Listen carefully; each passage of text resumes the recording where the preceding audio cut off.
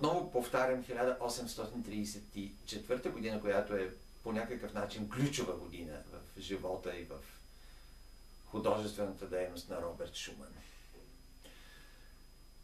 В нея той започва едно свое забележително произведение, а именно Карнавал Опус 9.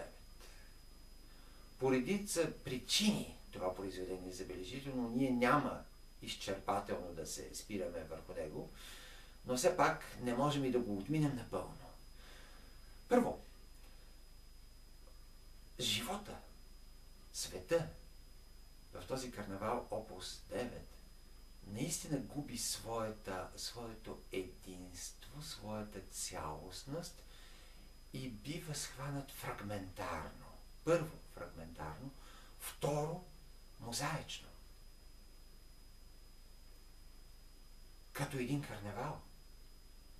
Но интересното тук е, че тази привидна мозаичност на едно дълбинно равнище е обединена чрез различни механизми, които са от музикално-технически характер, но те рефлектират, разбира се, и на концептуално равнище. По принцип, схващането на света като карнавал, като сън, загубването на света, загубването на неговата така дълбоко единство и концепционност е характерно за романтика. Само в скоби нека да спомена тук за фрагментите, които още ранните немски литературни романтици издават. За фрагментарността, която те обявяват. Това се открива и при Новалис, това се открива и при Фридрих Шлегел. Но, връщаме се към карнавал Опус 9 на Шуман. В петата и шестата пиеса от този карнавал ние се срещаме с образите на Евзебий и Флорестан.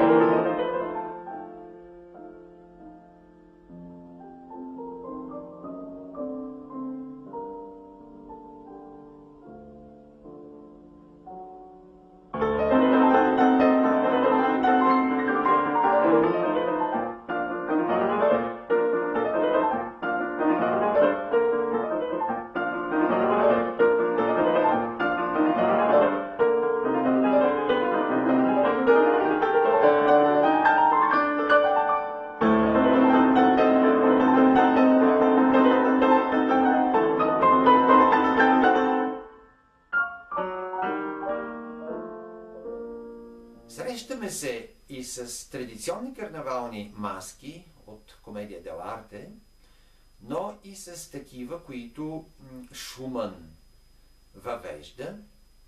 Това са негови приятели, това са музиканти, които той високо цени, като Шопен и Паганини. И в тази връзка нека да чуем триадата Киарина, Шопен, Естрела, пиесите номера 11, 12 и 13, в които под образа на Киарина ние откриваме неговата малка приятелка Клара Вик. Шопен знаем кой е. Шопен е представен чрез едно стилизирано ноктюрно, т.е. лиричният Шопен тук е показан, не драматичният Шопен, не Шопен в неговата пълнота и много образност. И Естрела, това е 13-та пиеса. Зад името Естрела се крие образа на неговата любима от тези години и годиница за кратко време Ернестине фон Фрикен. Естрела е една пламенна натура, така както е представена в номер 13. Шопен, както казахме, и лиричният Шопен от номер 12, а като че ли Клара антиципира и лиричното начало, и пламенно буйното начало, и евсебиевското, и флоренстановското начало в номер 11.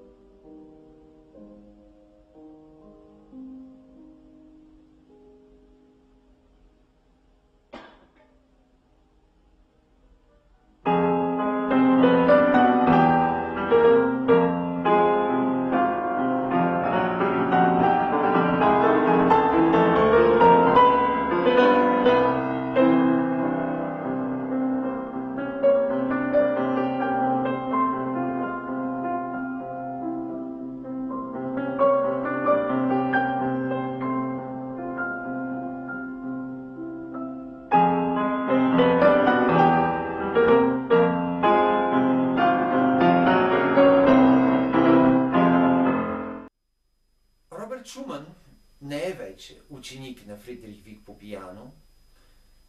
Както споменах, той е увредил фатално своята дясна ръка и по никакъв начин не може да мисли за концертиране. Но Робърт Шуман продължава да общува с фамилия Вик. Нещо повече, той много се сближава с малката Клара и оказва неотразимо въздействие върху нейното личностно и нейното артистично оформяне. Клара започва да изпълнява всяка нова композиция на Робърт Шуман. Робърт има възможност да й покаже как точно трябва да се изпълнява неговата музика. Тя е нова, самобитна, тя не е подходяща за постигане на ефект на концертния подиум и затова бащата Фридрих Вик, който бди над кариерата на Клара, никак не обича да дава произведения от Робърт Шуман на Клара, тя да ги изпълнява публично на своите концерти, но въпреки това, от време на време тя прави това, въпреки неохотата на баща си. Междувременно Клара е започнала да обикаля немските градове, други столици на Европа и почти навсякъде да жъне огромен успех като млада, феноменална пианистка.